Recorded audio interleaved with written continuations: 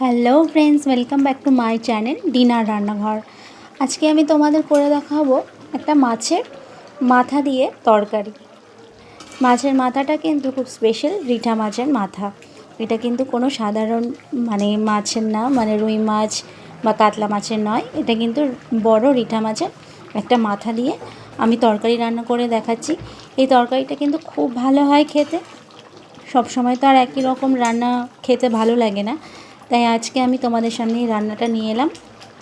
আমাদেরও খুব ভালো লাগে। যদি তোমাদের ভালো লেগে থাকে আমার রান্নাটা, তাহলে অবশ্যই লাইক কমেন্ট করে জানিও, আর বন্ধুদের সাথে দেখার জন্য শেয়ার করে দিও। আর যারা এখনও চ্যানেলটিকে সাবস্ক্রাইব করোনি, যারা নতুন এসে নতুন দেখছো, তারা কিন্তু চ্যানেলটা সাবস্ক্রাইব করে পাশের বেল আইকনটা প্রেস করে রেখো। আর যারা সাবস্ক্রাইব করে দেখছো, তাদেরকে তো অসংখ্য ধন্যবাদ। এখানে আমি একটা কড়াইতে তেল নিয়ে নিয়েছি। সেটা অল্প রিফাইন তেল আর অল্প সর্ষের তেল। তাতে কিন্তু দিয়ে নিলাম একটা তেজপাতাটা একটু ভাজা হতেই তার মধ্যে কিন্তু দিয়ে নিলাম দুটো কুচনো পেঁয়াজ। মশলাটা একটু বেশি হবে, তার জন্য কিন্তু এখানে দুটো পেঁয়াজ ইউজ করেছি। তোমরা চাইলে কিন্তু পেঁয়াজটা তরকারিটা একটু বেশি ঘন হওয়ার জন্য পেঁয়াজটা বেটেও নিতে পারো। তারপরে 1 চামচ মতন আদা রসুন পেস্ট দিয়ে নিলাম। আদা রসুন পেস্ট দিয়েও কিন্তু ভালো করে ভাজা করে নিচ্ছে, যেন কাঁচা গন্ধটা চলে যায়। তারপরে এর মধ্যে সামান্য একটু জল দিয়ে নিলাম। দেখতেই পাচ্ছ পেঁয়াজগুলো কিন্তু একদম ব্রাউন করে ভেজে নিয়েছি, তাহলে তরকারির কালারটা কিন্তু খুব সুন্দর হবে।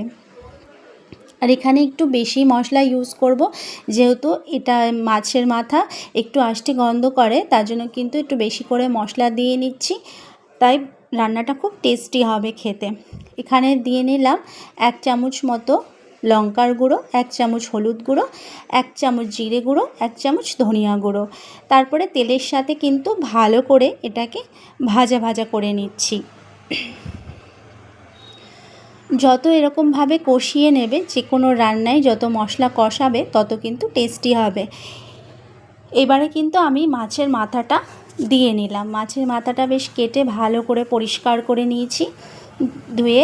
তারপরে কিন্তু এর মধ্যে বেশ খানিকটা লবণ দিয়ে নিলাম। লবণটা একটু বেশিই দিচ্ছি, কারণ এর মধ্যে লবণ ঢুকলে কিন্তু তাহলেই মজা লাগবে খেতে। আর এখানে দিয়ে নিলাম রাঁধুনি বাটা। রাঁধুনিটা একটু বেশি করেই বেটে দিয়েছি, তাহলে গন্ধটাও খুব সুন্দর হবে, আর আষ্টে গন্ধটা কিন্তু একদম চলে যাবে। যত বেশি কষাবে তত বেশি কিন্তু এই মাছের মাথাটা খেতে টেস্টি হয়। তারপরে অল্প অল্প জল দিয়ে কিন্তু দেখতে পাচ্ছ একদম ভালো করে কষিয়ে নিয়েছি। তো কষানোর মধ্যেই আমি কিন্তু বেশ 3-4টে লঙ্কা দিয়ে নিলাম আর টমেটো দিয়ে নিলাম। এটা অপশনাল, এটা আমার ভালো লাগে এইভাবে খেতে, তাই জন্যই দিয়ে নিলাম। তোমরা চাইলে নাও দিতে পারো। তারপরে ততক্ষণ পর্যন্ত কষাতে থাকবো যতক্ষণ না পর্যন্ত এটা তেলের ওপরে উঠে যাচ্ছে। আর বারে কিন্তু নাড়িয়ে দিতে হবে, কারণ এই মাছটার মধ্যে বেশ কিন্তু তেল থাকে আর একটা আঠালো ভাব হয়, তার জন্য কিন্তু নিচে এটা ধরে যেতে পারে। তাই মাঝেই কিন্তু এটা নাড়িয়ে দিতে হবে। তারপরে যখন কষানো হয়ে যাবে, এইভাবে কিন্তু মাছের মাথাগুলো মশলা থেকে তুলে নেব এক এক করে। এই রান্নাটা কিন্তু সত্যিই খুব ভালো হয়, তোমরাও বাড়িতে বানিয়ে খেও। সবসময় তো আমরা মাছই খেয়ে থাকি, রিঠে মাছ, মাথাটাও এইভাবে বানিয়ে খাবে। আশা করি তোমাদেরও খুব ভালো লাগে, যেমন আমার ভালো লাগে খেতে। দেখতে পাচ্ছ মশলার রঙটা কত সুন্দর হয়েছে আর একদম তেল ছেড়ে গেছে, তার মানে মশলাটা কিন্তু খুব ভালোভাবে কষানো হয়েছে। তারপরে এর মধ্যে কিন্তু আমি সবজি অ্যাড করব। তোমাদের কাছে একটা রিকোয়েস্ট রইল, তোমরা কিন্তু রান্নাটা স্কিপ না করে দেখবে, নাহলে কিন্তু অনেক কিছু মিস করে যাবে। অনেকে আছে একটুখানি দেখে কিন্তু স্কিপ করে দেয়, ভাবে যে হ্যাঁ পারবো করতে, কিন্তু অনেক কিছু থাকে টিপস এর মধ্যে, সেগুলো না দেখলে কিন্তু রান্নাটা কিন্তু টেস্টি হয় না। তাই জন্য তোমরা কিন্তু স্কিপ না করে পুরো রান্নাটা ধৈর্য ধরে দেখো। তারপরে এখানে বেগুন, আলু আর টমেটো দিয়ে নিলাম। তোমরা চাইলে আরও কিছু সবজি দিতে পারো, যেমন সবজির মধ্যে রয়েছে সিম, মূলো, এগুলোও দিতে পারো, খেতে ভালোই লাগে। কিন্তু আমার পার্সোনালি এইভাবে কিন্তু বেগুন দিয়ে আলু দিয়ে একটা আঠালো তরকারি খেতে কিন্তু খুব ভালো লাগে।